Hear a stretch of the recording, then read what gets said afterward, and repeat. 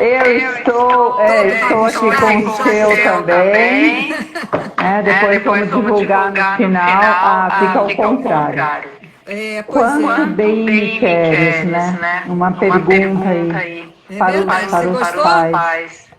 Eu gostei demais. Eu amei Todo o seu mundo fala também. que ama o filho. E aí, na verdade, né? Tá dando um eco pra você ou não? Não, tá normal. Porque eu tô me ouvindo com eco. Então tá bom. Não, mas tá normal, tá normal. Liliane, eu acho que você dispensa apresentação, né? Mas se você quiser, por favor, você é de São Paulo, né? Eu sou de Campinas, São Paulo. Sou psicóloga jurídica. Atuo no Brasil todo, né? Como assistente técnica. Sim. E faço pareceres também para o judiciário. Então, para quem não conhece aí o tema, quando as partes são encaminhadas para um estudo psicossocial, a parte pode contratar um assistente técnico, que é a pessoa que vai formular os quesitos, vai fazer a leitura dos autos, formular os quesitos, fazer a reunião técnica com o perito, entrevistar a parte, depois fazer a manifestação final. E se não está nessa fase do processo ainda, dá para ser feito um parecer sobre o que está acontecendo, já para elucidar um pouquinho para o judiciário, para a equipe técnica, o que é que está acontecendo com essa família. Certo. Então deixa eu contar um pouquinho como é que eu conheci Liliane. Eu fiz um curso com o professor Rodrigo da Cunha Pereira, e nesse curso tinha algum critério lá que a gente ganhava uma live com ele. E eu fiz a live e conversamos sobre o livro, ele apresentou o meu livro, e aí eu comentei que agora já tem outras facetas da alienação parental surgindo e tal. Aí ele falou, Edna, por que você não escreve um artigo para o IBDFAN? Aí eu pensei, falei, ótimo, vou escrever então sobre alienação parental primária, autoalienação e alienação parental cruzada, que a minha psicanalista tinha falado alguma coisa sobre. E aí eu fui buscar no Google e achei o seu blog. E você foi quem nomeou, deu esse nome à situação de alienação parental quando são os dois pais fazendo ao mesmo tempo.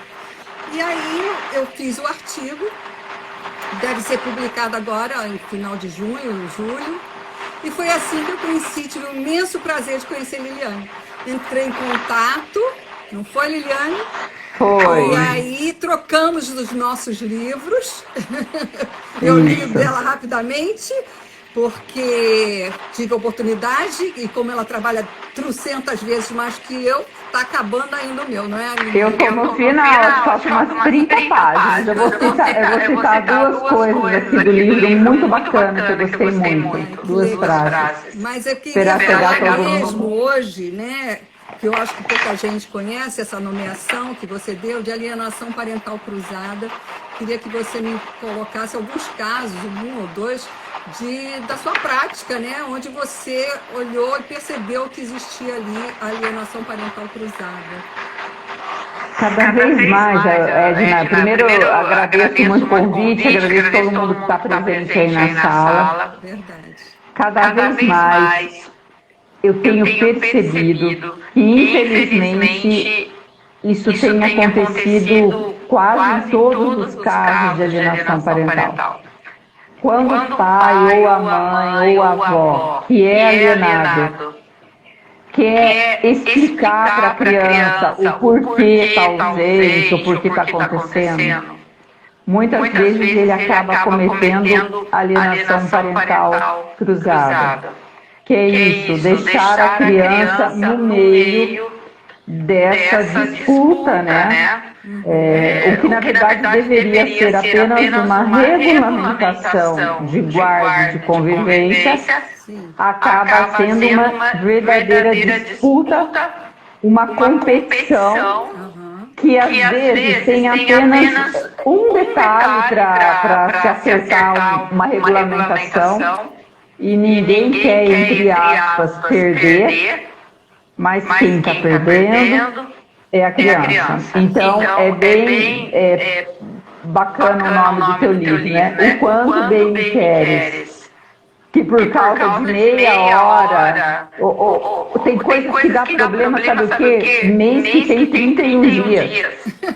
Que horror. O quanto bem me queres, né, pra você brigar, porque eu vou ficar 15 dias com a minha mãe, 16 com o pai ou vice-versa. Então, tem que tomar muito cuidado, porque às vezes o alienado acha que ele é só vítima. Sim. Mas ele não é só vítima. Ele está sendo partícipe nesse processo de alienação do filho. Sim. Até para ele, e quando ele vai explicar, às vezes acaba complicando mais a situação. Então, a criança que já vivencia em uma das casas uma pressão muito grande, vai para outra e também fica sem sossego com essa pressão, porque não é bom para a criança. A mãe fala mal do pai, nem o pai fala mal da mãe. Liliane, Isso atinge a criança. Desculpa, tem alguém aqui, a Juliana, está dizendo que o seu áudio está com eco. Será que você consegue? É isso que eu percebi, que eu te perguntei. Não, eu não estou ouvindo com eco, mas ela está. Aliás, ela Deixa está reclamando, só ela, ninguém mais falou, então eu não sei. Vamos ver, continua com Melhorou, Juliana? Para mim, tá com eco. Tá com eco? Juliana, melhorou? Escreve aí, por favor. Está com eco também, da Melissa. Melhora sem fone. Talvez, né? Melhorou agora? Não, acho que não. Vou colocar aqui embaixo.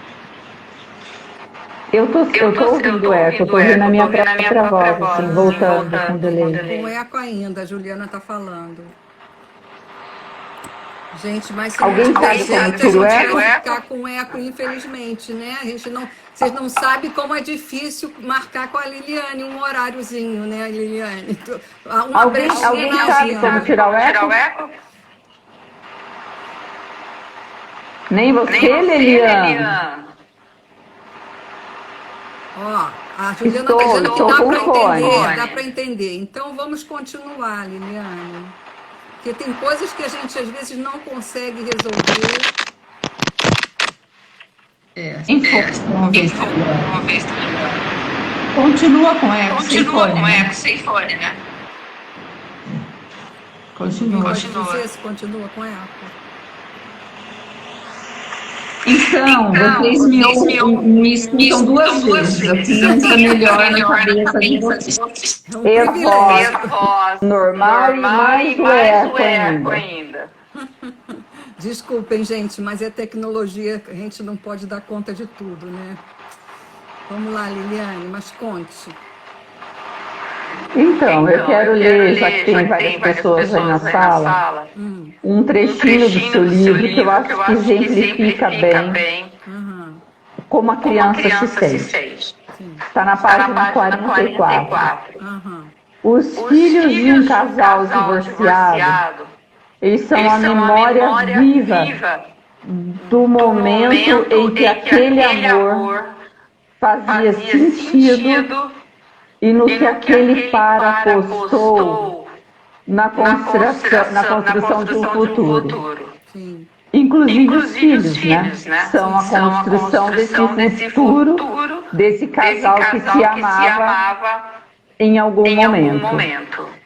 Então eu acho que se a gente se apegar a isso, saber que a criança está vivenciando também a separação, né? Ela morava junto com pai e mãe.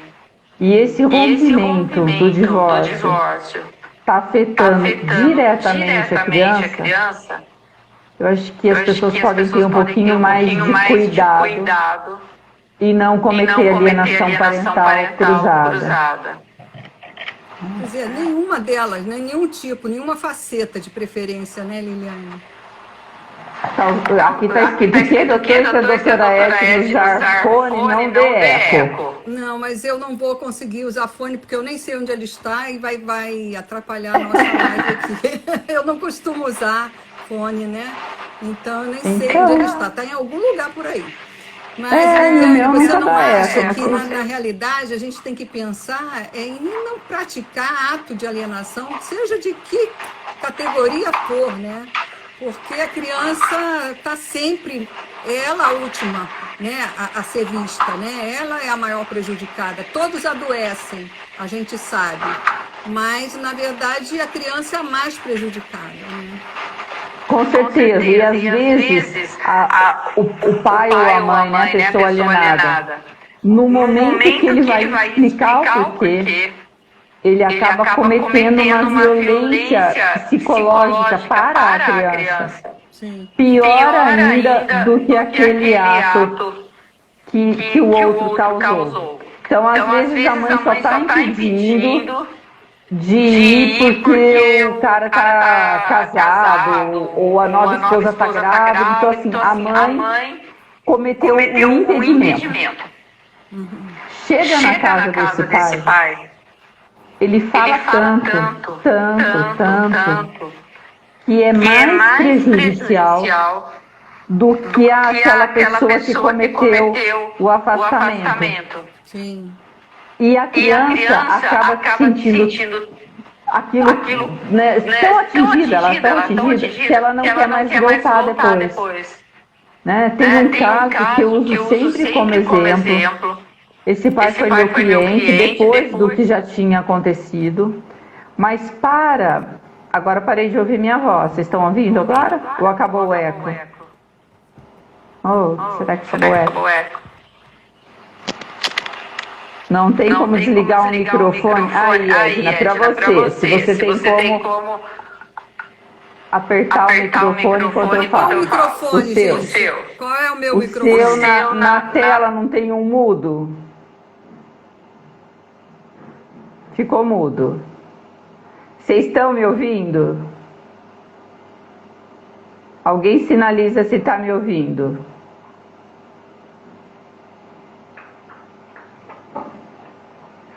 Edna, tá me ouvindo? Eu não tô te ouvindo. Você tá me ouvindo? Sim? Tá, eu vou...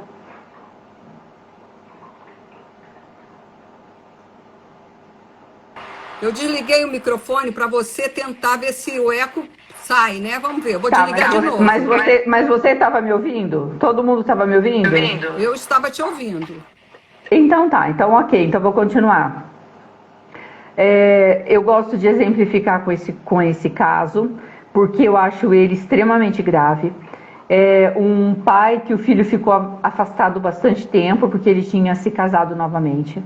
Aí quando o juiz realmente deu multa para essa mulher, falou, olha, entrega sob pena de multa de R$5.000 cada vez que você não entregar, a criança foi. O pai e a avó paterna, e olha que é de uma classe média alta, assim, não podemos dizer que eles não tinham entendimento do que estavam fazendo. Eles resolveram amarrar a criança na cadeira, um menino de 7 anos, amarrou o pé e o braço dele e falou, você vai ouvir tudo que nós temos para falar até o final. E realmente eles ficaram com esse menino amarrado durante várias horas. Deixa eu desligar aqui o celular. Ele ficou com essa criança amarrada 2 horas e fazendo a criança escutar e falando, você é um mal agradecido. Você não vê o que eu te dou, você não vê quanto eu te pago de pensão, você não vê que eu pago a escola. A criança não tem condição, gente. R$50 e 5.000 de pensão dá na mesma. Ela não tem condição cognitiva de fazer esse cálculo do quanto o pai está gastando e do quanto queria que estivesse. Ela é uma vítima, ela estava impedida.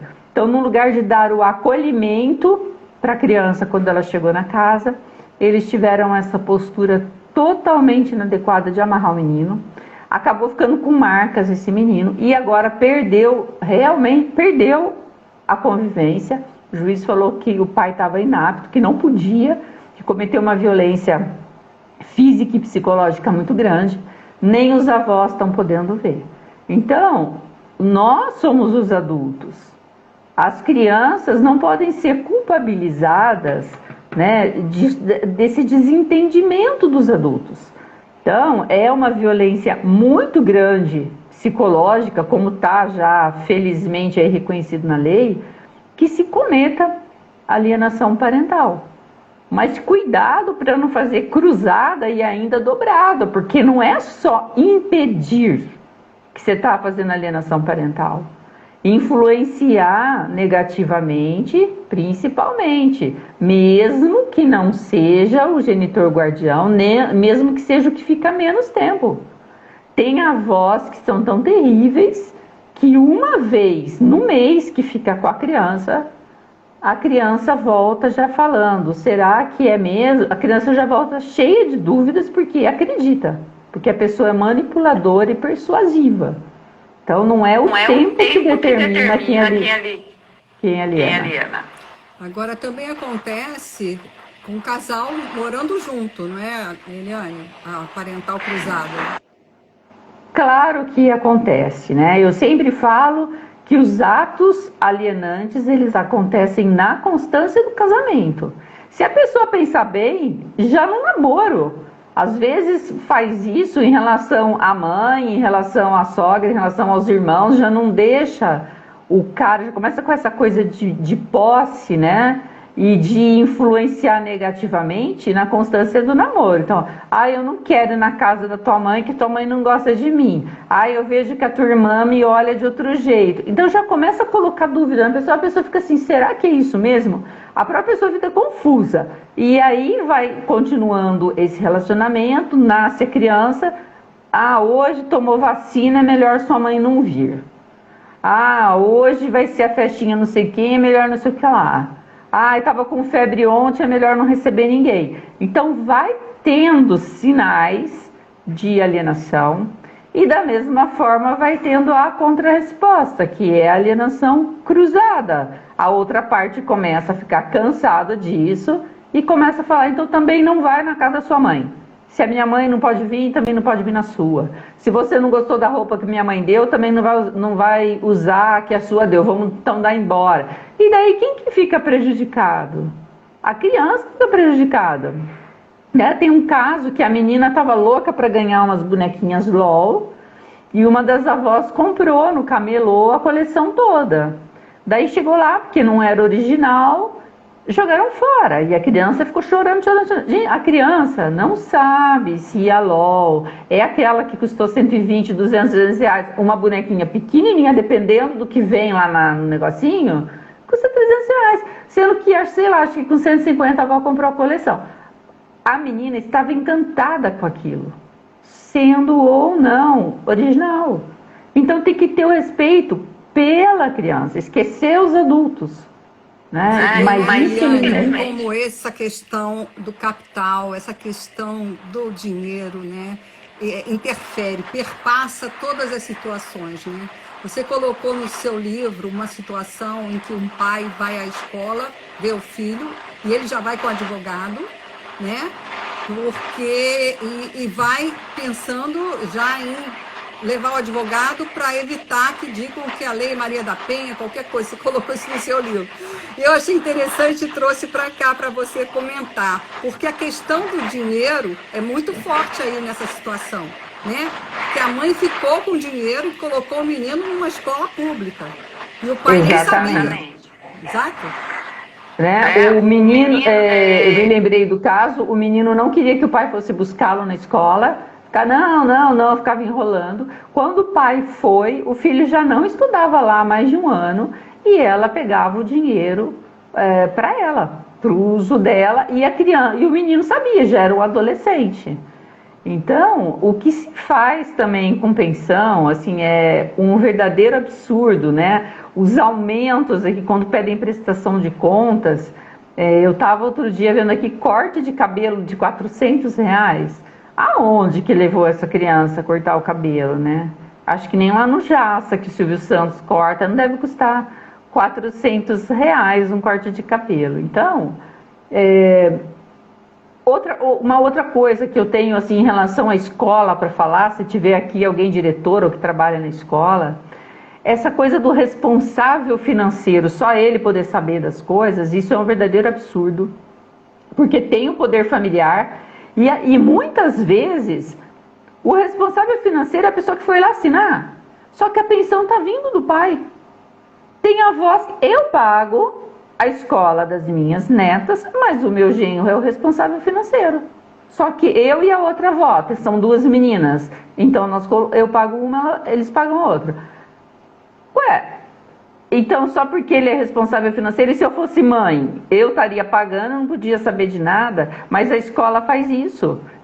O pai, sendo que é direito do pai, é obrigação do pai zelar pelos interesses médicos, educacionais, acadêmicos e tudo da criança, e é obrigação de qualquer instituição privada, né, pública ou privada, de ensino de saúde, informar o pai. Daí ele chega na escola, a escola fala: o senhor é guardião? Não. O senhor é o responsável financeiro? Não, então não posso te dar informação.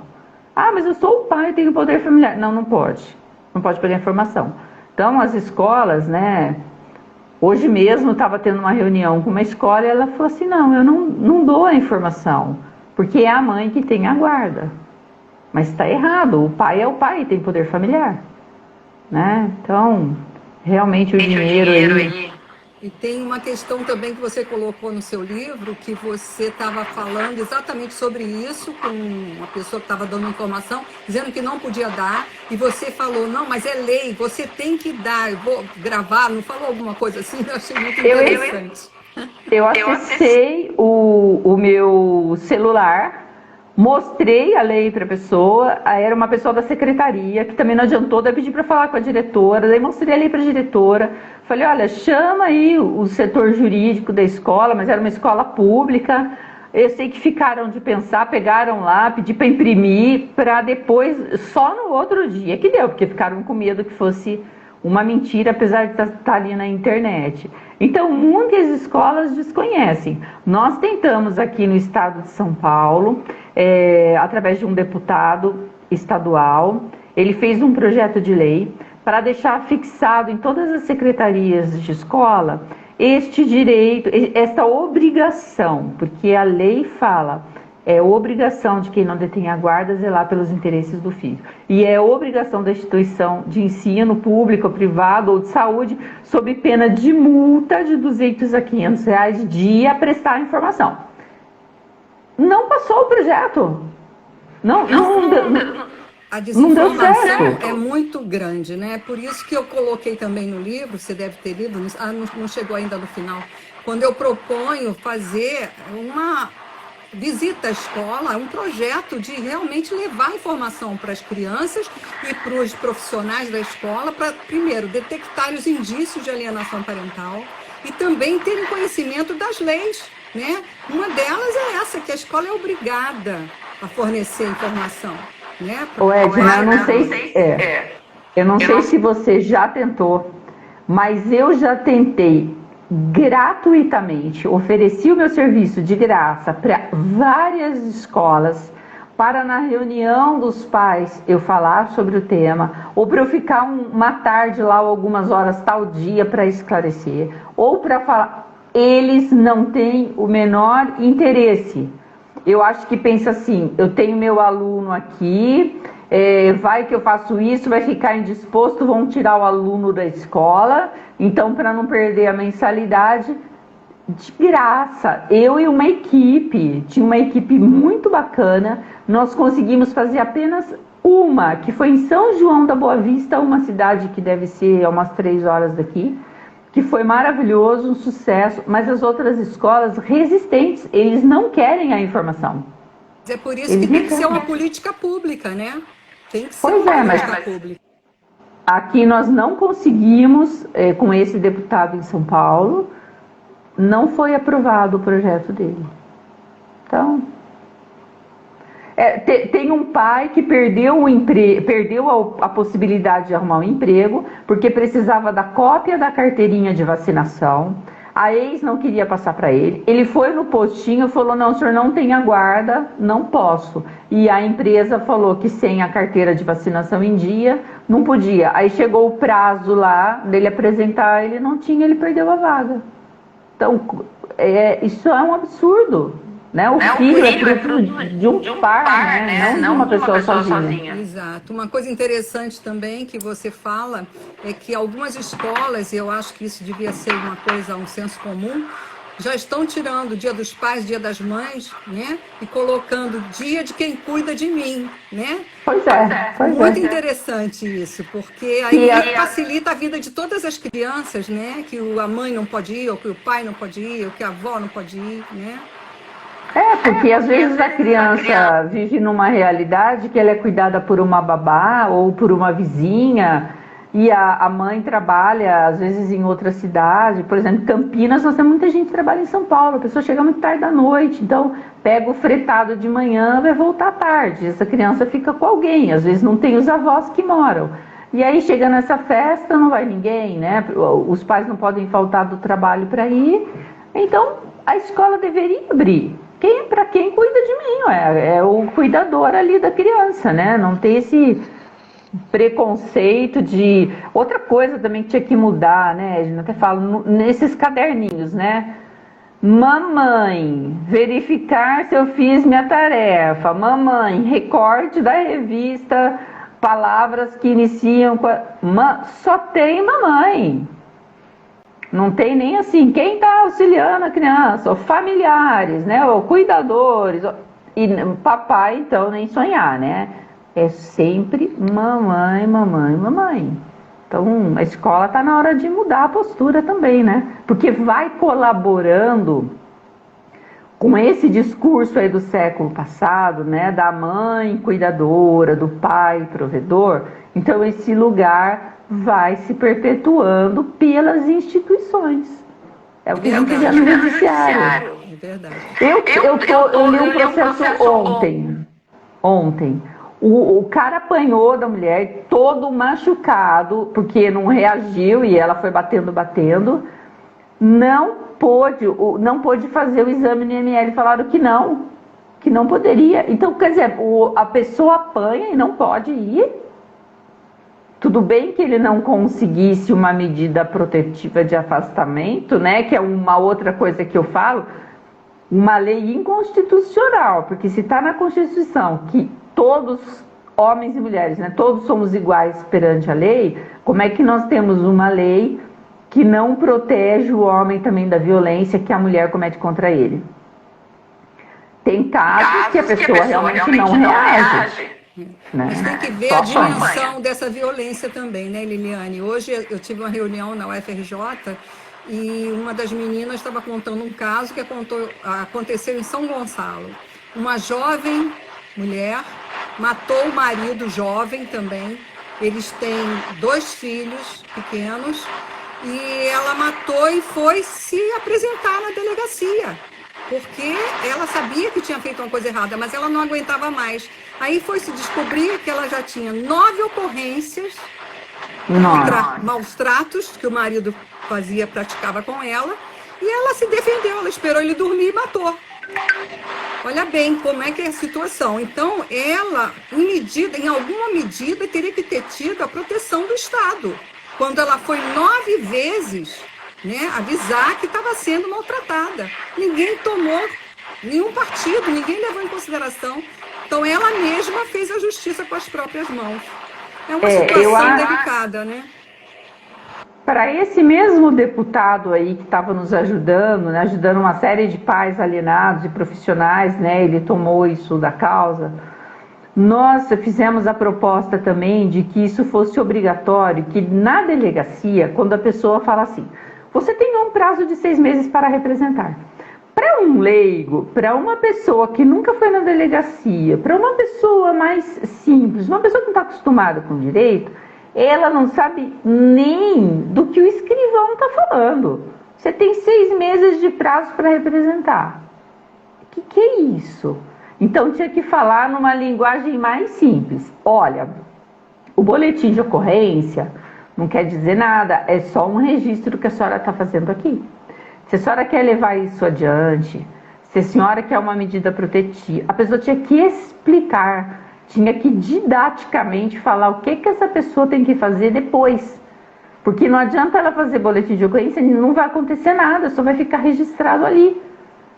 Mas, né, olha lá quando fazem ainda, porque todo mundo aqui, eu acho que já passou, quem precisou ir na delegacia, você quer que a pessoa escreva uma coisa, ele reduz a tua frase, a tua fala toda em um parágrafo, que muitas vezes perde até a noção do que falou, né, tem que pedir para redigir, isso se a gente insiste. Se a pessoa não insiste, fica daquele jeito lá, a história é mal contada, que você fala, nossa, nem é isso que eu falei. A pessoa distorceu e escreveu uma frase. Então, realmente é difícil, né? Bem difícil. E em relação à revogação da lei, como é que está esse movimento lá em Campinas? Eu sei que você é uma militante disso, né? Uma pessoa que engajada mesmo a favor de... Às vezes eu me sinto a militante solitária. Eu acho o seguinte, né? Uma crítica aí para todo mundo que passa por esse problema. Está dando eco de novo isso. No Facebook, todo mundo está engajado, no WhatsApp todo mundo está engajado, vamos assinar a petição, vamos fazer isso e aquilo. Quando você marca, e não estou falando agora da pandemia não, estou falando de antes de pandemia. Quando a gente marca encontros nacionais, não aparece ninguém. Vão 5, 6, 7 pessoas. Quando o deputado Arnaldo Farias de Sá era deputado ainda, que ele é o autor da Lei da Guarda Compartilhada, ele disponibilizava o espaço dele lá, inclusive para os pais irem falar dos seus processos e tal. E a gente marcava, ficava divulgando assim 2 meses e apareciam 6 pais. Então, acho que falta muito fazer coisa prática. Nós conseguimos já ônibus grátis com lanche para ir para Brasília e não arrumamos quem fosse. No outro movimento que teve aí, que era a senadora Leila, né, que estava relatora, que foi em 2019, né, que não tinha Covid, eu e um outro grupo de pais, nós fomos praticamente o ano todo.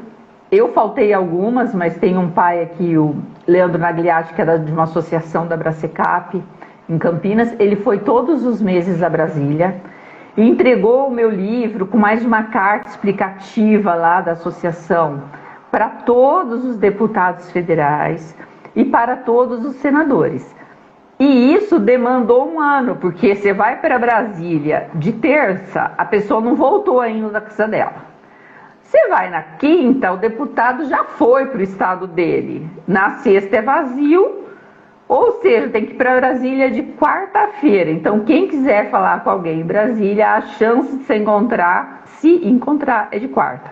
E como nós queríamos encontrar todos, nós tivemos que viajar várias quartas-feiras.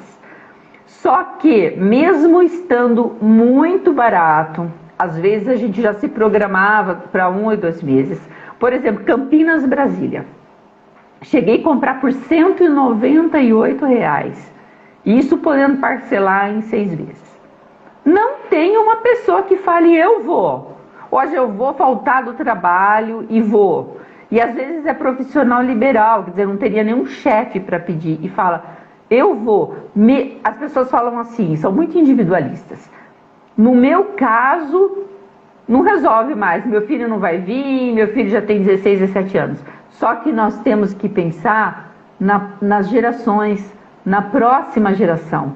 Tudo bem que não consiga para o seu filho, mas pode conseguir para filhos dos outros que ainda nem nasceram, né? Então nós temos que ser altruístas. Eu entrei, né, nessa vida aqui de alienação parental, porque o meu marido sofria com isso.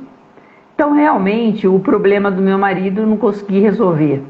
Mas a gente tem com o nosso trabalho, sempre baseado em mediação, né? Então, até te indiquei para um cliente essa semana. Cada vez mais, eu acredito que a única forma, ou a melhor forma, é a mediação. Porque quem recorre ao judiciário, pede ajuda, eu nem sei exemplificar, né? Tá pedindo ajuda pro diabo, porque é o negócio que mais demora. Eu costumo dizer que é jogar a vida na mão de um terceiro, né? Por que fazer isso se você pode resolver de outro jeito, né? Com certeza. Né? Então, assim, demonstra, inclusive, uma certa maturidade desse casal parental que precisa esquecer a conjugalidade, né? Porque pode ter sido péssimo pai ou uma péssima mãe, pode ter arrumado amante, pode ter feito o que for, mas as pessoas às vezes são muito bons pais. Então precisa pensar em como a pessoa é como pai e pensar no filho. Porque às vezes o pai, sei lá, não trabalha, não sei, mas o pai adora brincar com a criança adora o pai. Então tem que pensar sempre do ponto de vista da criança. Vai ser bom para a criança? E a gente sabe que o melhor modelo é o mais próximo possível de quando os pais estavam juntos, né? Esse modelo equilibrado. Pô, tem gente brigando cada 5 minutos. Olha, se você, era 18 horas o seu horário, já são 18h05. Se você não chegar até 18h15, eu vou chamar a polícia. E daí a pessoa chama mesmo. E o trânsito que tem em São Paulo, pô, às vezes você fica mais de 1 hora na marginal. Então, tem que se descontar, tem que ficar mandando, olha, tô aqui na localização, mas tá parado, tem que ficar dando, você tá com seu filho já indo para o retorno e tem que ficar a cada minuto dando satisfação de onde tá.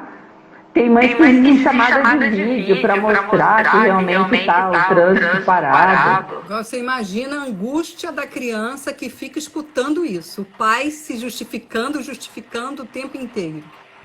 Tem uma menina, estou trabalhando nesse caso, ela se sente muito, muito mal se ela não desce, ela não conhece as horas ainda, ela tem 4 anos e meio, mas o pai pega às 9 no sábado, ela conhece a localização ali do ponteiro.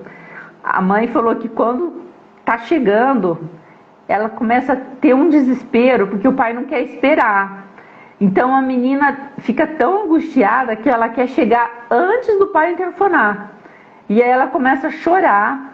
Outro dia fez xixi na calça porque a mãe falou, mas ainda tá faltando 10 minutos, tá frio pra gente ficar lá embaixo. E a criança não tem noção de quanto é 10 minutos, mas viu o ponteiro ali já meio próximo, ela começou a ter pânico. Porque o pai briga e causa uma confusão. Você não desceu ainda? Por que você não desceu? Pô, gente, tem que fazer do passeio com a criança uma coisa lúdica, feliz, um encontro bacana. Não uma briga já antecipada, nem pegou a criança, já começa a xingar no interfone, né? Então, tomar cuidado. Eu hoje coloquei no meu story uma fala, né, dizendo que as mães, elas reclamam tanto, que se cansam, ficam o dia inteiro com a criança e é uma luta, e que elas realmente têm alguma razão, porque precisam, é o cabeleireiro, precisa fazer uma massagem, precisa tomar um chopp com as amigas e tal. Mas existem pais, isso eu complementando, existem pais que querem conviver com as crianças. Onde estão esses pais? Né? Tipo assim, o que está acontecendo? Se uma está reclamando e o outro deseja conviver mais, está faltando o quê? É o acordo, é a conversa, é a harmonia, né? Prefere terceirizar, prefere pagar uma pessoa ou deixar na casa de uma vizinha do que deixar com o pai ou com a avó, né? Então, infelizmente, a criança fica aí terceirizada ou na escola o dia inteiro. Teve um menino que eu entrevistei, eu perguntei onde ele morava, ele falou, na escola. Ele entra às 7 da manhã, acho que está no livro isso, ele entra às 7 da manhã e sai às 19. Aí ele falou, eu moro na escola, porque o menino almoça, janta e dorme ali durante o dia. Então ele fica confuso, dizendo que mora na escola.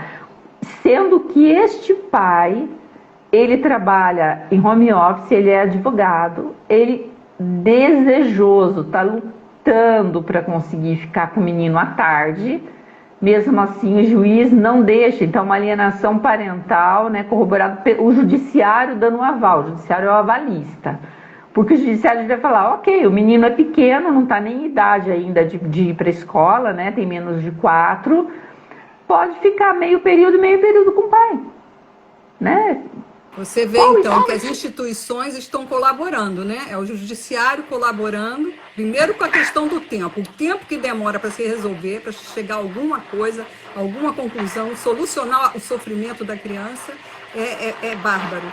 E também as escolas que ficam prestigiando mais quem tem a guarda, o poder de guarda, quando, na verdade, o poder parental é igual, né? Existe a igualdade parental já, e as pessoas não entendem. Então, tudo isso fomenta a alienação parental. É o desconhecimento, por isso que a gente tem que falar do assunto, divulgar, insistir nas escolas, né? Quem é professor aí, está assistindo a live, quem conhece uma professora, ofereça na escola uma palestra, fala comigo, tem outros profissionais, tem no Brasil inteiro aí profissionais que estão engajados na luta, que podem fazer palestras, tem vários pais que se disponibilizam a ir, mas precisamos que nos abram as portas, né? Porque senão a gente não dá para chegar na escola, na reunião de pais e falar, eu quero falar de alienação parental. Eu já ofereci também. Em 2018, 2019, eu ofereci. Também não tive nenhuma guarida, não, sabe? Então, mas eu não vou desistir, não. Eu vou esperar essa pandemia acabar e vou continuar com esse projeto de levar às escolas informação, não só para os alunos saberem os indícios, né, as crianças, como os profissionais da educação, que são os que podem ajudar a detectar, né? Eu acho que, inclusive, né, o pessoal está falando aí de modificar a lei, podiam aproveitar e colocar ali entre parênteses, né, o nome alienação parental. As pessoas que passam pelo problema desconhecem. Então, podia mudar talvez por um outro nome, né, colocar afastamento parental. Ou a ideia é mudar para alienação familiar. Mas alienação engloba, né? Engloba outras pessoas que fazem também, não é só pai e mãe, né? Então a ideia é a alienação familiar. Está sendo eu acho que e quando a gente for falar do tema, já tem que falar o nome, mas eu já modifico.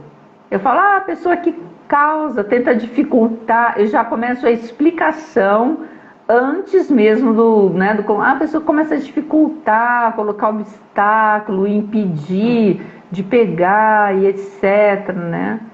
E aí a gente vê, voltando aí na alienação parental cruzada, às vezes esta mesma pessoa que fala, você não vai trazer 10 minutos atrasado, é o mesmo que depois vai lá e briga, né, para descer no horário. Então, tem que chegar a um bom senso, porque a criança sofre tanto quando não quer se atrasar para não brigar, mas a criança fica extremamente angustiada na volta, sabendo que está atrasado e que vai ter briga ali na portaria, vai ter discussão no telefone, e daí a criança vai ser bombardeada de perguntas que ela não tem capacidade de responder. Por que atrasou? Que horas que vocês saíram? Vocês saíram atrasados? A criança não sabe nem horas. Ela não sabe te responder que horas ela saiu, se saíram atrasados. Mas que horas que você foi para casa da tua avó? A criança não tem noção de que horas. Então, se os pais pensassem, Liliane, no bem-estar dos filhos, se o foco fosse esse, eu acho que ia mudar. Mas eles focam nos ressentimentos que eles têm do outro. Então a criança paga muito, e já é um problema para ela administrar essa separação. Porque na psique dela, né, você sabe melhor que eu, que não acaba nunca. Esse par é para sempre, né? Fica ali na cabecinha dela junto, né? E aí eles dificultam muito com essas coisas, essas atitudes, esses comportamentos, né? A criança sofre demais, eu morro de pena. A criança, ela já deseja que esse casal fique junto para sempre, né? É o casal que ela estava acostumada. Então, ela já sofre demais com a separação e tem a fantasia de que fiquem juntos. Então, além de não ficarem juntos, eles ainda estão brigando, né? E brigando na presença dela e por ela. Então, o peso disso é grande demais para uma criança suportar. Então, o meu conselho é, gente, chega em acordo, tem acordos que estão facinhos e ninguém quer ceder nenhum ponto, e às vezes são pontos pequenos, sabe assim, é coisa de meia hora, coisa de divisão daquele dia, ou, eu não vou levar. Aí a pessoa fala, mas eu também não posso buscar. Não arruma um meio termo, não deixa uma avó buscar. Pô, tem um rapaz aí, tá com a perna quebrada, não tá podendo dirigir. Aí ele falou, o juiz mandou você vir buscar. Não é para sua mãe vir, não é para teu pai vir. E ele tá com aquelas gaiolas na perna, então não dá nem pro cara pegar um Uber. É desconfortável, o cara tá na cama. Assim. Então, assim, gente, tem que ter bom senso, né? Se tivesse bom senso, não estaríamos nessa situação. E, Edna, eu fico pensando que tipo de adultos nós vamos ter. Essa geração agora, né? Estava pensando exatamente nisso, nesse mundo melhor que o Galeano fala que é possível, e que eu falo tanto também no meu livro. É tão idealizado e tão possível, na verdade, é possível se eles entrarem em acordo. Porque são as crianças, é o nosso futuro, é o futuro do país, da sociedade, de tudo. São as crianças. Olha, na alienação parental cruzada, principalmente, a criança vê que ela tem que agradar os dois, porque senão é ela que vai sofrer a consequência dos dois lados.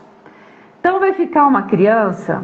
Vai ficar um adulto que não vai saber dizer não, né? Então, porque quer agradar o pai, quer agradar a mãe. Aí começa a mentir e omitir e se deixar de individualizar, né? Apenas para agradar esses dois. Então começa a contar mentiras, quer agradar a mãe, conta mentiras sobre a casa do pai. A comida era ruim, meu pai não me deu comida, só me deu miojo, minha madrasta é muito chata, me bateu, me xingou, brigou comigo. Aí chega na casa do pai e fala a mesma coisa. Meu padrasto é grosseiro, aconteceu isso, aconteceu aquilo. E as crianças arrumam as maiores confusões, porque os adultos não têm condição de conversar para perguntar se é verdade ou não. Né? É verdade... Tem uma menininha aí, ela falou que o pai que mandou ela cortar um pedaço do cabelo. Gente, qualquer criança corta cabelo, né? Eu olhei na internet e tinha mais de 455 mil imagens de criança que cortou cabelo sozinha. No lugar da mãe, na hora ligava, eu falei, escuta, você mandou ela cortar o cabelo? O pai falava, eu não. Chamava a criança e falava assim, você tá mentindo pra mamãe. Você que quis cortar, você viu na internet ou qualquer coisa, não pode mentir. Você tem que assumir, não joga nas costas do seu pai que aí você faz eu brigar com ele. Não, isso virou um processo. E gerou um impedimento de quase 1 ano de convivência. Porque eles acreditam na palavra da criança e não tem coragem de perguntar para o outro. Às vezes a criança cai, ou mexeu numa coisa lá que era proibida, caiu, se cortou e fala, foi minha mãe.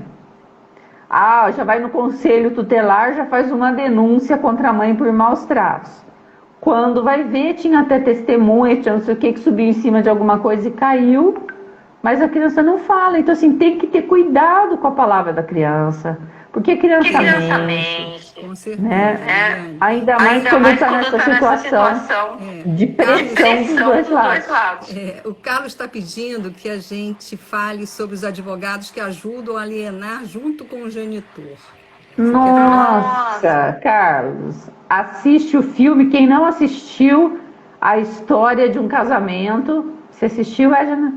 A História de um Casamento tem no Netflix. Dá para mostrar bem isso, né? E todo dia eu leio o processo e a gente vê o quanto alguns advogados são beligerantes. Eles é que não deixam entrar no acordo. Parece que eles tomam como pessoal. Um advogado fica com raiva do outro advogado e já esquece o cliente lá para trás. A criança ficou só lá na inicial, só o nome da criança lá. Fulana, nação de guarda. Nunca mais a criança aparece. Aí começa o quebra-pau dos adultos. E um advogado fica com raiva do que o outro advogado falou, eles tomam como pessoal deles, o cliente também fica esquecido, e aí o cliente às vezes pede, põe tal coisa, eu quero fazer tal acordo. Não vai fazer, de jeito nenhum. E eu já vi N acordos darem errado. Tem um pai que estou trabalhando, ele foi falsamente acusado de ter molestado da criança por culpa do advogado, porque o advogado estava tão beligerante. Aí eu falei assim, olha, isso daí vai desencadear, mas assim, é certeza. Primeiro o pai conseguiu pegar a guarda da criança e proibiu a mãe, a mando do advogado proíbe, não deixa nem convivência assistida, não sei o quê. Aí o advogado fez tanta confusão que no fim ela que acusou ele, agora ele que está sem ver a filha. Então, cuidado, né, com o advogado. Já na primeira entrevista com o advogado, procure um que preze pela justiça restaurativa, que te fale de mediação. Direito sistêmico, né? Direito sistêmico, né? Que fala que quer conversar com a outra parte. Não precisa ter medo do advogado que fala. Vamos chamar outra para ver se a gente resolve aqui. Né? O advogado também não tem que ter medo de cobrar um preço justo e depois querer mostrar serviço peticionando. Se ele cobrar X e resolver o negócio ali no escritório dele, puxa, que bacana, saiu do judiciário e o cliente não deve ficar com a sensação, paguei à toa. Não pagou à toa, pagou e resolveu. Melhor do que ficar 5, 6, 7 anos. Com certeza, Ontem eu participei de uma audiência ontem. 14 anos o processo está enrolado, desde que o menino nasceu. O menino já vai fazer 14 anos daqui uns dias. Então são 14 anos. É muito melhor que um advogado falar, olha, eu vou chamar ela aqui, nós vamos chegar num acordo, vamos fazer isso, vamos fazer aquilo e resolver. Porque o processo é um estresse para todo mundo, não é só para quem comete o ato alienante, ou para o alienado. Quem está alienando tem que pagar advogado, tem que pensar nas maldades que vai fazer, tem que convencer a mãe, o pai, toda a família de que ela está certa, ou se é homem, que ele está certo. É desgastante. Acaba com os novos namoros, né? Possibilidades de namoro. Fica um horror para toda a família. Então, Liliane, você sabe que a gente passou assim num minuto, né? Faltam 5 minutos para dar 1 hora essa live. E a gente já está assim, cheio de interesse de continuar, não sei, mas eu tenho também uma reunião agora às 19 horas. E eu quero falar a você que a nossa live ia ser rápida, mas eu não consegui. Eu vou terminar com uma frase do seu livro para ficar de reflexão para todos os pais. Tá bom. A criança tem o direito de externar os seus sentimentos e de não se sentir culpada. Devem ser livres para viver com tranquilidade a infância e adolescência e ter os seus direitos respeitados. E o respeito começa em casa, né? Primeiro pelos pais respeitando. É isso mesmo, Liliane. Olha, a gente vai ter que marcar, quando sobrar uma brechinha na sua agenda, a gente marca outra, tá? Vamos. Porque o artigo vai sair, você está sendo citada, né, como uma pessoa Obrigada. que ganhou alienação parental cruzada. Eu quero agradecer demais mesmo, foi uma honra ter você aqui conosco. E eu que agradeço a oportunidade de falar sobre um tema importante. Agradecer a todo mundo que ficou aqui nos assistindo. Né, dizer que foi ótimo ter você aqui conosco, a sua experiência é uma coisa fantástica. E o livro da Liliane está aqui, gente, vou mostrar, olha, maravilhoso. Alienação parental também, tá de ponta cabeça, meu. Olha aqui, o quanto bem me queres também de reflexão antes de cometer algum ato alienante ou algum ato para se defender de uma alienação parental. Eu digo que como eu não sou advogada, né, eu sou psicopedagoga, eu sou da paz e do amor. Então, assim, eu faço uma reflexão mais no sentido de que maneira que a gente pode caminhar para as coisas darem certo, né? Exato. A litigância, eu tô fora.